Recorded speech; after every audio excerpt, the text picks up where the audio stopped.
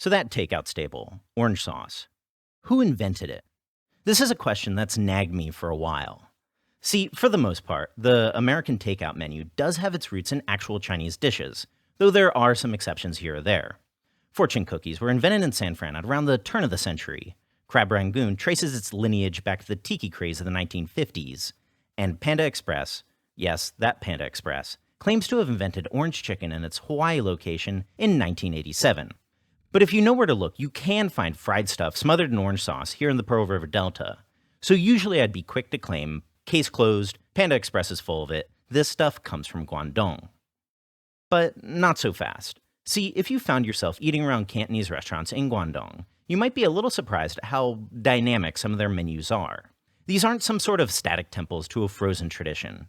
In their menus, you can find the new, the old, the weird, in other words, the restaurants. And it's in this kind of space that you can, at times, find a relatively rarer and what seems to be newer Cantonese dish, orange ribs. See, the earliest reliable mention we could find in Chinese of orange sauce was from the 1990s, and in a conversation with Steph's dad, he said that he first saw orange ribs here in the early 2000s. So if you've been keeping score, Panda Express's 1987 claim seems to predate those, which means it's possible that this sauce traveled from the USA to here, the only dish we know of that would have made that journey. Now know that the sources are super murky here. There's some evidence that orange sauce might have also been an earlier Hong Kong cha san teng invention that made its way to Hawaii, and it's also possible that this is an old Cantonese dish and we just couldn't find it. What is for certain, though, is that orange juice is a natural fit for a sweet and sour, and is perfect to toss on some deep-fried meat. So in light of all of that, we wanted to show you two different dishes today. First, we wanted to show Cantonese orange ribs like you can find here in Guangdong, using the modern Cantonese orange sauce.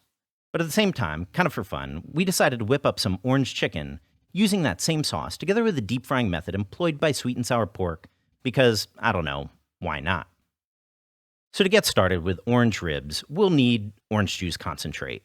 I know, you can also use fresh orange juice here, and I'll talk about how in the notes in the comments, but fresh juice just didn't seem to have the correct orange kick.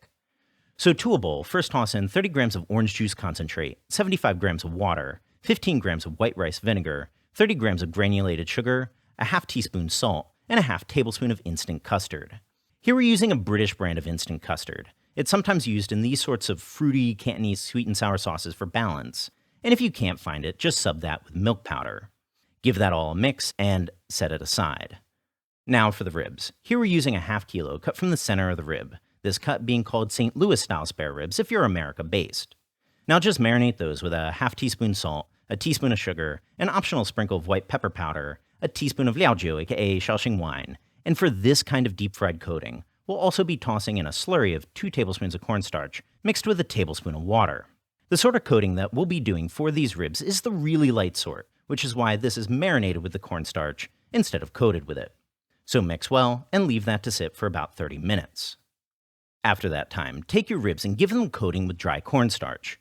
You really don't want to go too nuts here, just a thin layer to give the ribs a bit of texture. Something like this will work great.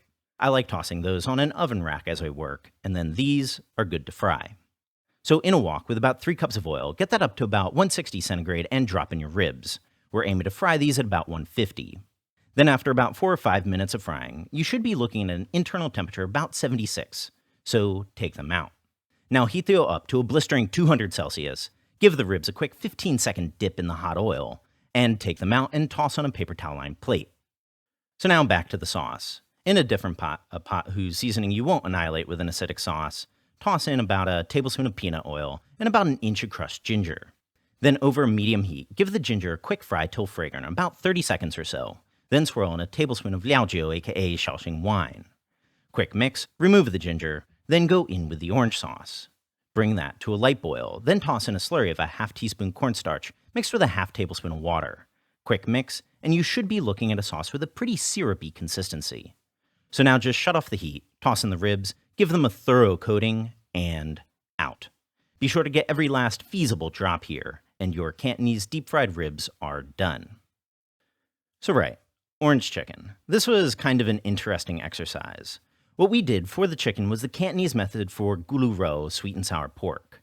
We're using 1 chicken breast here, sliced into roughly half-centimeter slices, then pressed with the knife to make sure everything's even. Something like this should work just fine. Now obviously, I've never seen this with chicken before here in China, but the gulu coating should work with pretty much anything. Like, I'm pretty sure you could use bear meat here and no one eating would bat an eye. So now marinate your chicken with a 1/4 teaspoon salt, a 1/2 teaspoon sugar, an optional sprinkle of white pepper powder, and a 1/2 teaspoon of liaojiu, aka Shaoxing wine. Mix well, and leave that to marinate for about a half an hour. Now quick heads up that the coating here is going to feel like comically thick. So just crack an egg, beat well until no stray strands of egg white remain, and add in 6 tablespoons of cornstarch. This is going to feel like a lot of cornstarch, and it's going to take a second for it to come together. What you're looking for is a batter that's obviously sticky. So now once the chicken's done marinating, for the final coating, you don't want too much time in between coating and deep frying. So add in your batter and mix well. And in an ideal world, remember to mix in a tablespoon of cornstarch with your chicken before adding this batter, which I stupidly forgot to do here. Then once everything's mixed well, transfer over to a plate of dry cornstarch. Make sure the chicken's in roughly one even-ish layer. Then using a twisting motion, give those a thorough coat.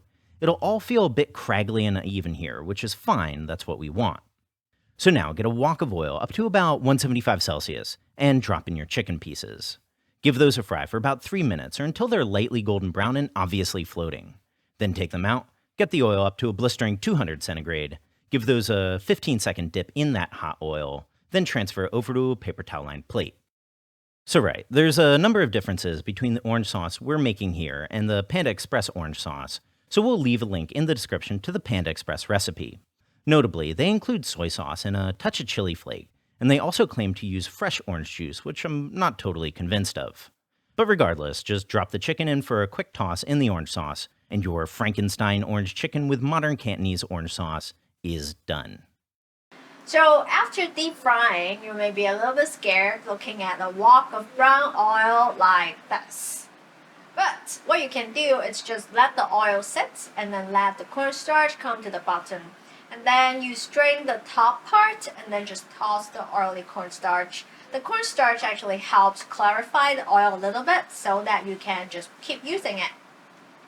So check out the other link in the description box for a detailed recipe. A big thank you for everyone that's supporting us on Patreon. And of course, subscribe for more Chinese cooking videos.